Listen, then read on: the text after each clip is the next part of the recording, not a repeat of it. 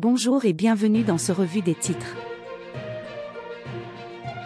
Divers sujets font les titres de la presse. Le débat suscité par la recrudescence de l'émigration irrégulière continue de trouver écho dans les quotidiens. Vox Populi revient sur le drame de l'émigration irrégulière survenue au large de Nouakchott en Mauritanie. Cet incident tragique a causé 45 morts, 185 disparus, 103 sauvés et 25 repêchés, incluant des Sénégalais, Maliens, Gambiens, des femmes et des enfants. Le journal rapporte également les critiques de Bougane Gueye Dany, président du mouvement Guillaume Sabop les Jambards, envers les autorités pour leur gestion de cette situation. Tribune souligne que Bougane Gueye Dany attribue ce drame à la déception des jeunes face aux premières actions du régime de Bassirou Diomaye Faye, les poussant à risquer leur vie en traversant l'océan Atlantique. Les Échos se concentrent sur les déclarations de Bougane Gueye Dany, qui critique le gouvernement pour son manque d'indignation face à la souffrance des victimes et de leurs familles. Walf Quotidien rapporte que Bougane Gueye Dany continue de critiquer les autorités en place. Le journal aborde également la régulation des médias par le gouvernement, rappelant aux entreprises de presse de se conformer aux réglementations en vigueur. Critique met en lumière la persistance des décès de jeunes en mer, malgré les nombreuses promesses faites par les autorités.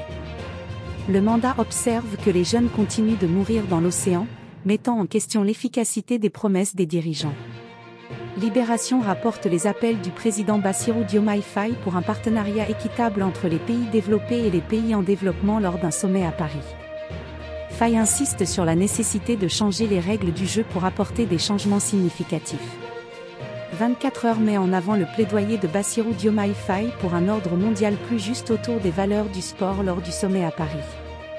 Enquête évoque la prise de position du président Faye contre les discours haineux et le racisme dans le sport, appelant à la vigilance et à l'unité des acteurs du sport. Le Soleil. Le Soleil rapporte les appels de Bassirou Diomaye Faye pour combattre les discours xénophobes et soutenir les athlètes sénégalais aux Jeux olympiques de 2024. Le quotidien se penche sur la régulation du secteur des médias, soulignant les rappels à l'ordre du gouvernement concernant la conformité des entreprises de presse avec les réglementations en vigueur. Les entreprises de presse sont jusqu'au 29 juillet 2024 pour se conformer, sous peine de sanctions. Maintenant nous passons aux revues sport en images.